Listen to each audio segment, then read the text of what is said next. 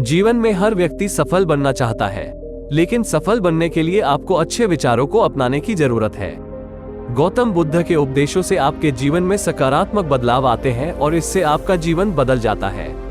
यही कारण है कि बुद्ध के विचारों को सुखी जीवन का सूत्र कहा जाता है। सफल बनने के लिए हर व्यक्ति का अपना एक लक्ष्य पहले से ही निर्धारित होता है और वो उसी के अनुरूप काम करता है। लेकिन कई बार ऐसा होता है कि आप जो बनना चाहते हैं वैसा नहीं बन पाते हैं।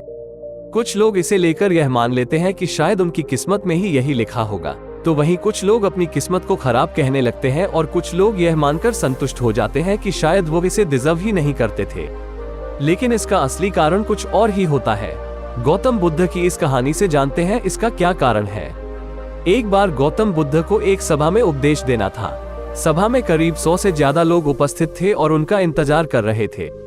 गौतम बुद्ध आए लेकिन बिना कुछ कहे ही चले गए। बुद्ध का ऐसा व्यवहार देख सभी हैरान रह गए, लेकिन किसी ने उनसे कुछ कहा नहीं। अगले दिन फिर से सभा का आयोजन हुआ, लेकिन आज सभा में उपस्थित लोगों की संख्या घटकर 80 हो गई। आज भी बुद्ध ने ऐसा ही किया। वे सभा में आए लेकिन बिना कुछ बोले चले गए। आज भी लोग हैरान हुए, लेकिन बुद्ध से किसी ने कुछ कहा नहीं। अगले दिन फिर से सभा का आयोजन हुआ और लोगों की संख्या घटकर 50 हो गई। बुद्ध फिर से सभा में आए और बिना कुछ बोले ही चले गए। आज भी बुद्ध से किसी ने कोई प्रश्न नहीं किया। अगले दिन फिर से सभा का आयोजन हुआ और इस बार लोगों की संख्या केवल 30 थी। आज भी बुद्ध बिना कुछ बोले मुस्कुराकर चले गए। आप कहानी को पढ़ते हुए इरिटेट हो गए होंगे और सोच रहे होंगे कि आखिर बुद्ध को कुछ बोलना नहीं तो बार बार सभा का आयोजन क्यों हो रहा है।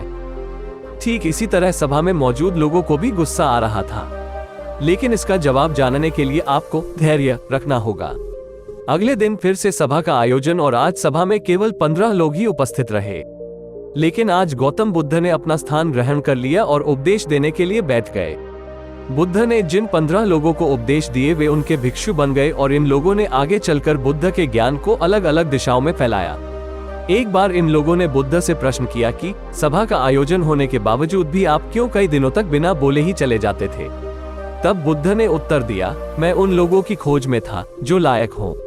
सभा के पहले दिन 100 से भी ज्यादा लोग थे, लेकिन उनमें से ज्यादातर लोगों को मेरे उपदेश से कुछ मतलब नहीं था।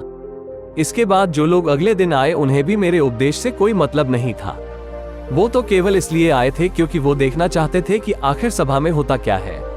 लेकिन मुझे ऐसे लोगों की तलाश थी जो मेरे ज्ञान को जन जन तक पहुंचाए।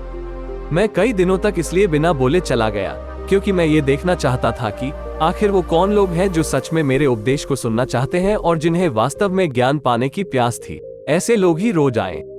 गौतम बुद्ध कहते हैं कि जिनके भीतर धैर्य था उन्हें मुक्ति का मार्ग मिला और जो लोग जल्दबाजी में थे वो आज घर पर बैठे हुए हैं।